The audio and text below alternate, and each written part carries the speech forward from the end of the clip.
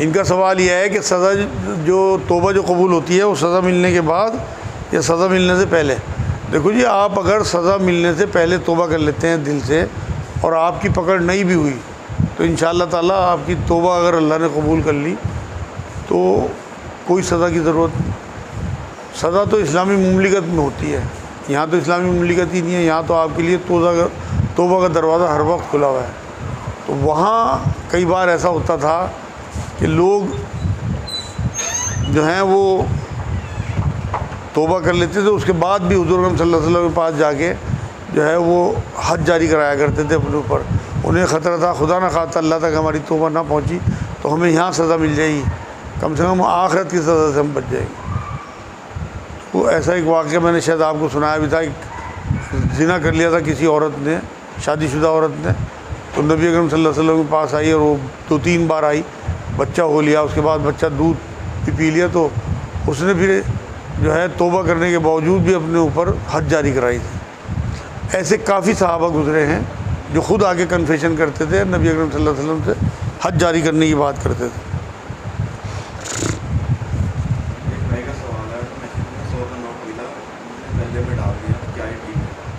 ان کا سوال یہ ہے، مسجد میں 100 کا نوٹ ملا، انہوں نے مسجد ہی کے گلے میں ڈال دیا، مطلب جیب میں نہیں رکھا، کیا یہ ٹھیک ہے؟ بالکل بھی ٹھیک نہیں ہے۔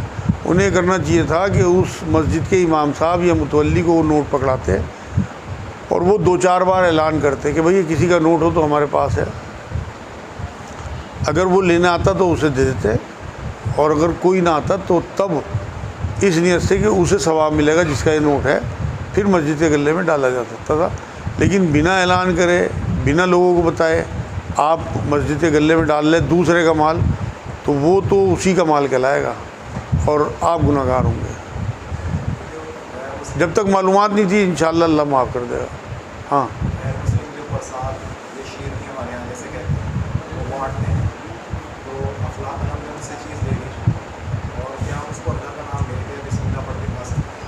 ان کا سوال یہ ہے کہ جو غیر مسلم پرساد یا کوئی چیز ہمیں دیتے ہیں، ہم نے لحاظ میں ان سے لے لی، تو کیا اس پہ اللہ کا نام لے کے کھا سکتے ہیں؟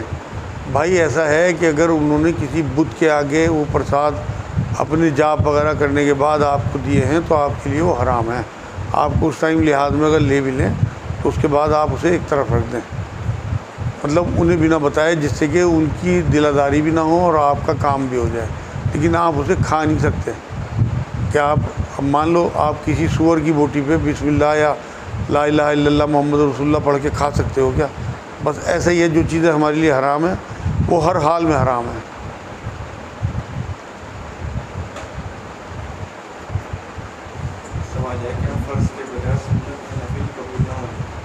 ان کا سوال یہ ہے کہ فرض کے بغیر کیا سنت نفل قبول نہیں ہوں گے؟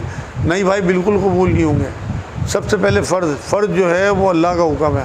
اگر آپ اللہ کا حکم ہی نہیں مان رہے، سنت تو رسول اللہ کا حکم ہے اور نفل آپ کی اپنی ایجاد کردہ چیزیں ہیں، تو اس لیے پہلے اللہ کا حکم ماننا ہے، اس کے بعد رسول اللہ کا حکم ماننا ہے، اس کے بعد آپ کی اپنی نفل چیزیں آتی ہیں۔ تو اس لیے ہمیشہ یہ دھیان رکھیں کہ فرضوں کو دانتوں سے پکڑ کے رکھیں۔ اگر آپ فرض پورے کرتے رہیں گے، سنت میں اگر آپ سے کوتاہی بھی ہو گئی تو آپ یقین کریں آپ کو معافی مل جائے گی۔ لیکن اگر آپ نے سنتوں پہ زیادہ عمل کیا اور فرض چھوڑے رکھے تو آپ کی پکڑ ہوگی لازمی۔ میرے پاس روز لوگ ایسے آتے ہیں جن کے چہرے مورے نبی اکرم صلی اللہ علیہ وسلم جیسے بنے ہوئے ہیں، لیکن وہ فجر کی نماز چھوڑ دیتے ہیں۔ آپ یقین کریں ان کے چہرے مورے ہی انہیں پھنسوا دیں گے اللہ کے ہاں، کیونکہ اللہ پہلے فرض چیزیں لے گا۔ چہرہ بنانا سنت ہے، لیکن نماز فرض ہے، 5 وقت کی نماز اپنے وقت پہ پڑھنا۔ تو اس لیے بہت محتاط رہیں۔ بہت زیادہ فرائض نہیں ہیں آپ کے اوپر، 5 نمازیں، 30 روزے، پیسے ہو تو حج، پیسے ہو تو زکوٰۃ۔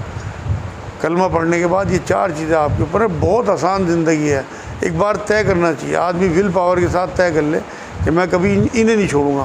میں نے سعودی عرب میں دیکھا وہ لوگ توحید کے بڑے پکے ہیں، اگر ریگستان میں بھی جا رہے تو کار روک کے نماز کے ٹائم ہوا 4 فرض انہوں نے پڑھ دینے ہیں ہر حال میں۔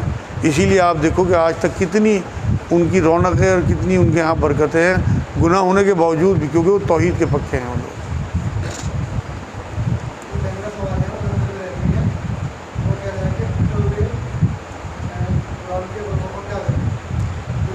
اچھا، ان کا سوال یہ ہے کہ قرآن کے جو ورقے پھٹ جاتے ہیں یا وہ اس طرح کی اور کوئی چیزیں ہوں جن پہ اللہ کا نام لکھا ہو، ان کو کیا کریں؟ بھائی یہاں ہندوستان میں تو الحمدللہ ہمیں بڑی سہولیت ہے کہ اللہ نے یہاں مدرسے اور مسجد جو ہیں وہ ساری قریب میں ہیں، تو وہاں ہم رکھوا دیتے ہیں۔ لیکن لندن جیسی جگہ میں واقعی بہت مدرسوں کی اور مسجدوں کی کمی ہے، تو اس کے بارے میں علماء دین یہ کہتے ہیں کہ یا تو انہیں مٹی میں دفن کر دیا جائے اور یا پھر انہیں سمندر میں ٹھنڈا کر دیا جائے، مطلب سمندر میں ڈال دیا جائے، تو یہ سب سے آسان طریقہ ہے۔ ویسے تو ہم لوگوں کو تو یہاں مسجد میں مدرسے میں ڈال دیں، ان لوگوں کے پاس انتظام ہوتا ہے، بوریوں کی بوری پھر اسی طرح سے دفنا دیتے ہیں یا پھر سمندر میں بہتے پاک پانی میں ڈال دیتے ہیں۔ تو لندن میں بس یہ کریں وہ کہ کسی قریب کے جنگل میں مٹی میں دبائیے، یا اگر کوئی پانی بہتا ہو وہاں آس پاس پاک پانی تو اس میں ڈال دیں۔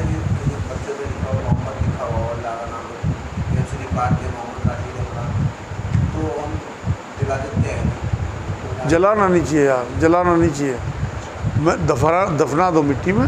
جلانے کا ہمارے یہاں کہاں ہوگا؟ جس طرح آپ مردوں کو اپنے دفناتے ہو، اسی طرح سے آپ یہ قرآن کے جو اوراق ہیں جن پہ نام لکھے ہوں اللہ و رسول صلی اللہ علیہ وسلم کے، تو انہیں آپ دبا دیا کرو۔ نام جو ہیں میں بتا تو رہا ہوں، نام نبی کے نام لکھے ہوں یا جو بھی ہو، تو وہ آپ دبا دیا کرو۔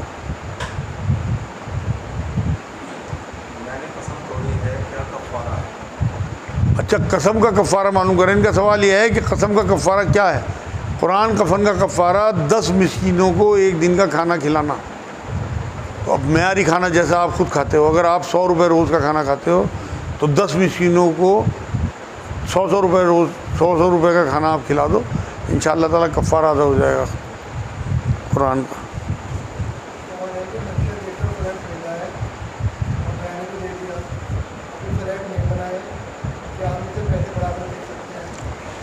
اچھا، ان کا سوال یہ ہے کہ فلیٹ لیا اور بیانہ دیا، ابھی ہاتھ میں نہیں آیا، کیا آگے بڑھا کے دے سکتے ہیں؟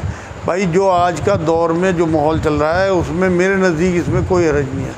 ویسے تو اسلام میں یہ بات ہے، زیادہ تقوی والی بات تو یہ ہے کہ جب تک چیز آپ کے ہاتھ میں نہ آئے آپ فروخت نہ کرو آگے۔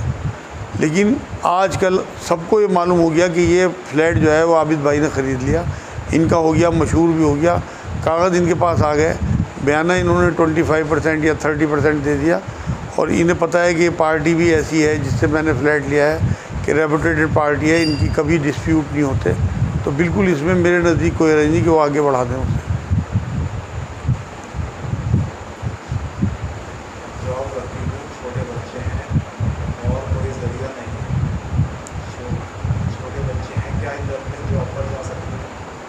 اچھا، ان کا سوال یہ ہے کہ کوئی بہن ہے، اسے عدت کرنی ہے، چھوٹے چھوٹے بچے ہیں، جاب کرتی ہیں، کوئی اور ذریعہ نہیں ہے معاش کا، تو کیا جاب پہ جا سکتی ہے؟ بالکل جا سکتی ہیں۔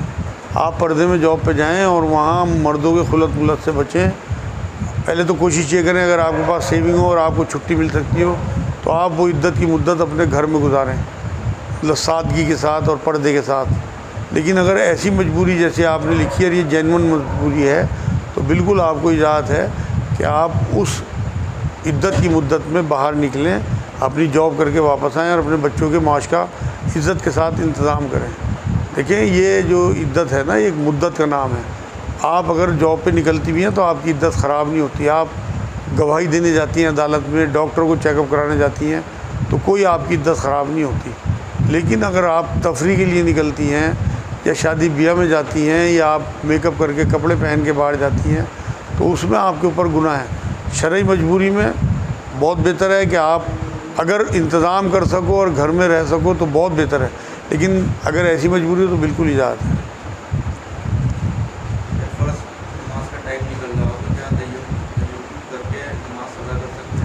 ان کا سوال یہ ہے کہ فجر کا اگر ٹائم نکل رہا ہے تو کیا وضو کا ٹائم بھی نہ ہو، تیمم کر کے نماز پڑھ لیں؟ کیونکہ تیمم میں تو 10-5 سیکنڈ لگتے ہیں۔ بھائی وقتی طور پہ تو اس کی اجازت ہے، مگر میرے نزدیک ایسی نماز دہرا دینی چاہیے، کیونکہ تیمم کی اجازت تب ہوتی ہے جب آپ کو پانی میسر نہ ہو یا بے انتہا شدید آپ کو ڈاکٹر نے منع کر دیا ہو کہ پانی استعمال کرنے سے آپ کی جان چلی جائے گی۔ لیکن یہاں آپ کو لگ رہا ہے کہ 2 یا 3 منٹ ہیں، اگر میں نے وضو کیا تو میری نماز نکل جائے گی، تو آپ وہاں تیمم کریں اور نماز پڑھ دیں، اور پھر جب نماز کا ٹائم جو قضا کا ٹائم ہو ختم ہو جائے تو اس کی قضا بھی کر لیں۔ تو انشاءاللہ تعالیٰ آپ کی نماز اللہ تک پوری پہنچ جائے گی۔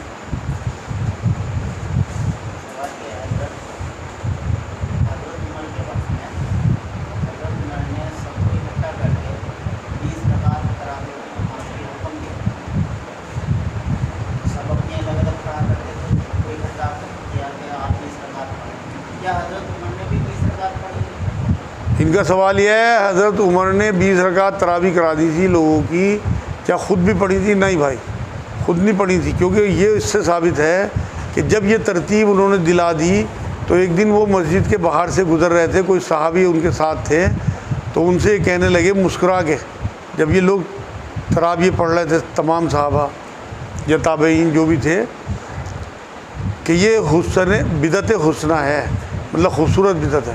اس کا مطلب خود موجود نہیں تھے، آپ نے شاید یہ روایت پڑھی ہو کہ یہ کہتے ہوئے گزرے مسجد کے باہر سے کہ یہ بدعت حسنہ ہے، مطلب خوبصورت بدعت ہے، خوبصورت شروعات ہے، تو خود وہاں موجود نہیں تھے جبھی تو الفاظ کہہ رہے تھے، تو اس کا مطلب خود نہیں پڑھی، یا پڑھی بھی ہو تو اس ٹائم نہیں پڑھی۔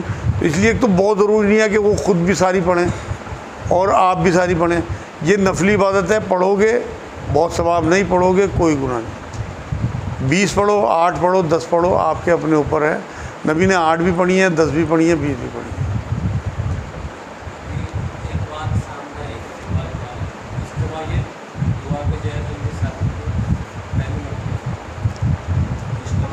اجتماعی دعا کہیں نہیں ایسی بات نہیں ہے، نہیں، اجتماعی دعا کی بڑی اہمیت ہے، کیونکہ میں آپ کو بات بتاؤں، ایک مثال دوں، نبی اکرم صلی اللہ علیہ وسلم نے یہ بات فرمائی کہ جہاں 40 مومن ہوتے ہیں وہاں کسی ایک کی بھی نماز قبول ہو گئی تو سمجھو سب کی نماز قبول ہو گئی۔ 40 لوگ جہاں اکٹھے ہوں کسی ایک کی بھی۔ اسی طرح اجتماعی دعا کا معاملہ بھی ہے کہ آپ اگر اجتماعی دعا میں کسی ایک کی بھی دعا قبول ہو گئی تو بالکل، دیکھو نبی اکرم صلی اللہ علیہ وسلم نے جن چیزوں سے روکا ان سے روکنا وہ ہمارے اوپر فرض ہے، جن چیزوں کو کرنے کو کہا ان چیزوں کو کرنا ہمارے اوپر فرض ہے۔ اس کے بعد سب کچھ مباح ہے، کرو گے ثواب، نہیں کرو گے کوئی گناہ نہیں۔ اجتماعی دعا کرو گے ثواب، نہیں کرو گے کوئی گناہ نہیں۔ نبی نے نہیں کی لیکن ہمیں منع نہیں کیا، تو اس لیے جو لوگ بالکل دانتوں سے پکڑتے ہیں کہ نبی نے نہیں کی جی، تو نبی نے تو بہت سارے کام نہیں کیے، نبی تو موٹر سائیکل پہ نہیں بیٹھے، تو بھی مت بیٹھ، نبی تو اونٹ پہ بیٹھتے، تو اپنے گھر کے باہر اونٹ باندھ لے۔ یہ سب بیکار کی باتیں، شدت اختیار کرنی ہے۔ تو اس لیے آپ بالکل اجتماعی دعا کرو اور اللہ سے دعا کرو کہ ہم سب یہاں مومن اکٹھے ہیں، اللہ سب کی دعا قبول کر لے۔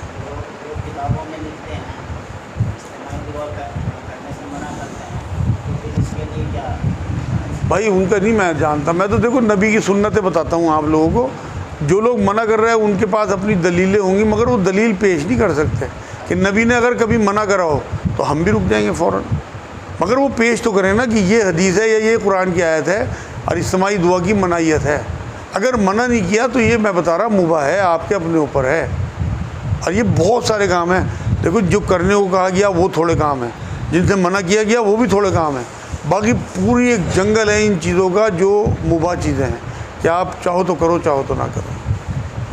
جیسے یہ اکثر فرض نمازوں کے بعد ہمارے یہاں دعا کا کیا جاتا ہے، تو کیا یہ اجتماعی دعا ہے خاموشی کے ساتھ؟ ہاں کوئی حرج نہیں ہے، بالکل یہ اجتماعی دعا ہے، سارے کے سارے ساتھ بیٹھ کے دعا کرتے ہیں، اس میں کوئی حرج نہیں ہے۔ آپ نے محنت کی، آپ اپنی مزدوری اللہ کے سامنے پیش کر رہے ہیں دعا کی شکل میں کہ اللہ پاک مجھے یہ دے دے، مجھے دے دے۔ سب اپنی اپنی کہہ رہے ہیں، اپنی اپنی تو کہہ رہے ہیں، لیکن بیٹھے تو اکٹھے، اور اجتماعیت کی بڑی قدر ہے اسلام میں۔ یہ جو جماعت کی نماز ہے نا، یہ اجتماعیت ہی ہے، یہ ساری نماز دعائی تو ہے۔ آپ جو جماعت کی نماز پڑھ رہے ہیں یہ بھی اجتماعی دعا ہے، آپ پوری نماز کا ترجمہ پڑھ کے دیکھنا، ساری دعائیں ہیں، تو آپ اجتماعی دعا ہی کر رہے ہیں نماز، جماعت کی نماز میں بھی۔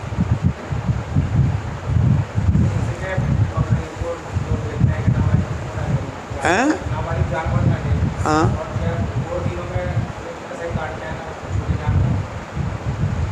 ان کا سوال یہ ہے بقرعید کے دنوں میں کہتے ہیں نابالغ جانور نہ لو اور دنوں میں کاٹ دیتے ہیں۔ بھائی بقرعید کے جانور کا نبی نے حکم دیا کہ 2 دانت ہو، فربے جانور ہو اور بالغ جانور ہو، عمر بتائی گئی باقاعدہ، بکرے کی عمر الگ، بھینس کی عمر الگ، اونٹ کی عمر الگ، تو جو جہاں حکم دے دیا اس کے بعد اگر آپ بقرعید نکل گئے، آپ قربانی سے نکل گئے، اس کے بعد آپ کی مرضی ہے، آپ بچہ کاٹ دو، چھوٹے چھوٹے بچے کاٹ لیتے ہیں لوگ، کوئی حرج نہیں ہے بالکل. جہاں حکم دیا وہاں آپ کو رکنا ہے، بس باقی دائرہ خالی ہے.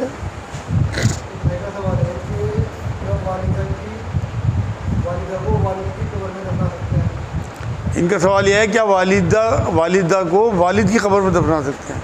نہیں بھائی، بالکل نہیں دفنانا چاہیے. اگر جگہ کی کمی ہو تو کہیں کسی دوسرے قبرستان میں دفنائیں، اگر آپ کے قریب کے قبرستان میں جگہ نہیں ہے. لیکن اس طرح قبر کھود کے آپ اپنی والدہ کو وہاں، اللہ نہ کرے آپ کے والد پہ کوئی گناہوں کی وجہ سے عذاب ہوا ہو اور وہ آپ کو نظر آ جائے، ساری عمر آپ کی اضطراب میں کٹے گی، سارا خاندان پریشان بے چین رہے گا. اس لیے کبھی نہیں یہ کام کرنا. ایک بار قبر تیار ہو گئی اسے کھودنا نہیں چاہیے. بہت کوئی مجبوری ہو کہ کسی کا قتل ہی ہوا ہو اور پولیس کھدوائے تو آپ وہاں مجبور ہیں، جہاں آپ کا اختیار نہیں وہاں آپ کی پکڑ نہیں. لیکن آپ کو اپنی والدہ کو کسی دور کے قبرستان میں یا دوسرے شہر میں، اگر آپ کے شہر میں جگہ آپ کو نہیں مل رہی، ایسا نہیں ہے کہ اگر آپ قریب کے قبرستان میں جگہ نہیں مل رہی تو دور کے قبرستان میں دفنا دو، لیکن یہ نہیں کہ والد کے ساتھ ہی دفنا دو. کیا بقرعید کے مہینے میں شروع کے 10 دن بال ناخن کاٹتے ہیں تو کیا گناہ ہوگا؟ ان کا سوال یہ ہے کہ بقرعید کے شروع کے 10 دنوں میں بال اور ناخن کاٹ لیں تو کیا گناہ ہوگا؟ بالکل کوئی گناہ نہیں ہوگا. نبی اکرم صلی اللہ علیہ وسلم نے ایک صحابی کو یہ بات فرمائی تھی، سب کے لیے نہیں کہا.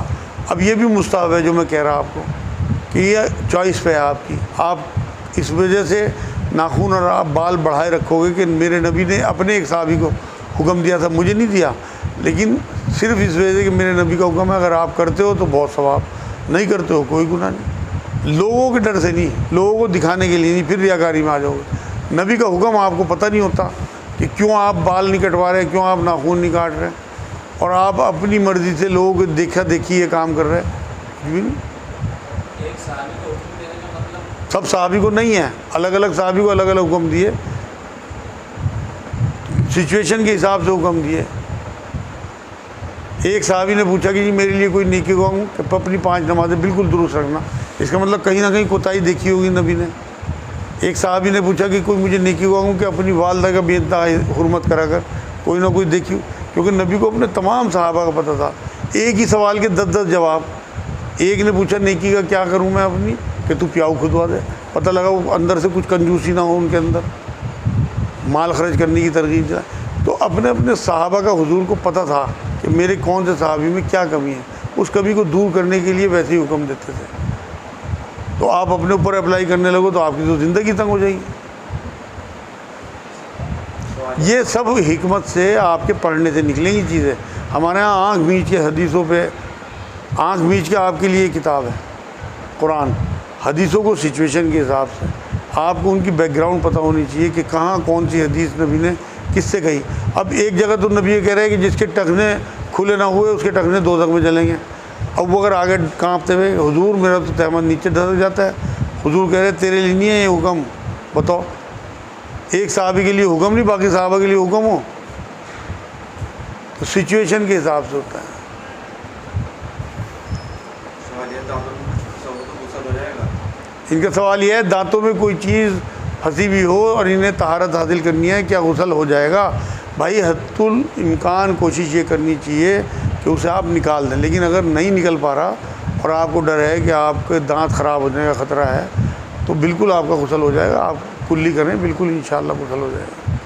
اسی طرح اگر دانتوں پہ کیپ لگی ہوئی ہے، کوئی حرج نہیں، میں وہی تو بتا رہا ہوں. وہ تو کیپ ہے نا، اب وہ دانتوں کے جیسے ہی ہے آپ کے لیے کیپ، تو آپ نہیں اسے ہٹا سکتے. تو بالکل جو فکس کیپ ہے اس میں بالکل غسل بھی ہوگا، وضو بھی ہوگا. وضو میں تو اول کلی کرنا سنت ہے، فرض نہیں ہے، لیکن اس میں فرض ہے کلی کرنا. طہارت جب آپ کو حاصل کرنی ہو، جنابت کا غسل کرنا ہو تو کلی کرنا فرض ہے، لیکن وضو میں آپ کا کلی کرنا فرض نہیں ہے. کوئی آدمی کمیشن کھا رہا ہوگی اسے، وہ کہتا نہیں رہا میں کمیشن کھا رہا، لیکن جو جس سے کمیشن کھا رہا اس کا غالب گمان یہ ہے کھا ہی رہا ہوگا، تو اس کے لیے جائز تو نہیں ہو کمیشن کھانی جو کھا رہا ہے. ان کا سوال یہ ہے کوئی آدمی کمیشن کھا رہا ہو اور سامنے والے کو نہ بتا رہا ہو تو اس کے لیے جائز ہے نہیں ہے. اگر اس نے شروع میں طے کر لیا کہ بھائی جو میں آپ کے لیے سروس کر رہا ہوں، میں آپ کے لیے محنت کر رہا تو اس میں میرا حصہ رہے گا، چاہے وہ حصہ نہ بھی کھولے پھر تو کمیشن کھانے میں کوئی حرج نہیں. لیکن اگر وہ یہ ظاہر کر رہا کہ وہ کمیشن نہیں کھا رہا، تیرا بھائی تیرا دوست ہوں میں تو، اور تیرے سے کمیشن لوں گا کیا، اور وہ کمیشن کھا رہا، تو وہ اس کے لیے ناجائز ہوگا۔ کمیشن لینے میں کوئی حرج نہیں۔ پراپرٹی ڈیلنگ میں بھی لوگ یہ کہتے ہیں نا ایک طرف کا، کہاں لکھا ہوا ایک طرف کا؟ محنت وہ دونوں طرف کر رہا، اور آپ کہہ رہے ایک طرف کا۔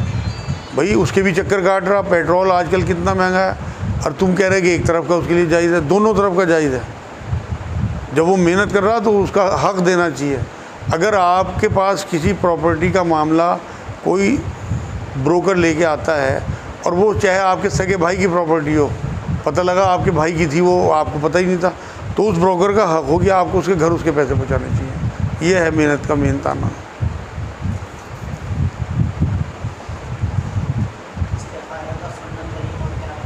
ان کا سوال یہ ہے استخارے کا سنت طریقہ کیا ہے؟ استخارے کا سنت طریقہ نبی اکرم صلی اللہ علیہ وسلم نے استخارے کی ایک دعا بتائی ہے، وہ دعاؤں کی کتابوں میں ہے، وہ یاد کر لینا۔ نبی کے صحابہ تو یہ کہتے تھے کہ حضور اکرم صلی اللہ علیہ وسلم ہمیں استخارے کی دعا اس طرح یاد کراتے ہیں جیسے قرآن یاد کراتے ہیں۔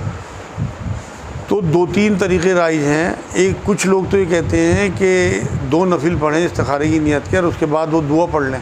اس میں 2 جگہ نشان لگا ہوتا ہے، اور اس نشان کی جگہ اس کام کا ارادہ کر لیں، اور پھر وہ کام کر گزریں۔ اس میں اگر شر ہوگی تو آپ دور ہو جاؤ گے، خیر ہوگی تو وہ آپ کے حق میں ٹھیک ہوگا۔ دوسرا طریقہ کچھ لوگ یہ بتاتے ہیں کہ 1 ہفتے تک نفل پڑھ کے سوئیں، تو اللہ کسی خواب کے ذریعے یا کسی انسان کے ذریعے آپ کا دل پکا کر دے گا اس کام کے لیے، یا پھر آپ کا دل اس کام سے ہٹا دے گا۔ تو 1 ہفتے تک آپ کو خواب یا کوئی بندہ ایسا مل جائے گا کہ آپ کسی نہ کسی نتیجے پہ پہنچ جاؤ گے۔ یہ سب جو ہیں یہ طریقے ہیں، لیکن دعا ایک ہی ہے استخارے کی۔ اور جو بزرگوں نے استخارے نکال رکھے پرچی والے، یا کچھ کون سی دعائیں قرآن کی آیتیں پڑھ کے ومن شرری یرا، کچھ اس طرح کی باتیں میں نے سنی ہیں، وہ سب ان کی اپنی ایجاد کرتا ہے، ان سے فائدہ ان لوگوں کو ہوتا ہو مجھے نہیں پتہ، لیکن اصل چیز یہ ہے، اوتھینٹک چیز جو ہے وہ نبی کی بتائی ہوئی چیزیں ہیں۔ تو نبی والی جو دعا ہے اسی سے آپ استخارہ کیا کرو، اور کوئی طریقہ جو ہے وہ سنت طریقہ نہیں ہے۔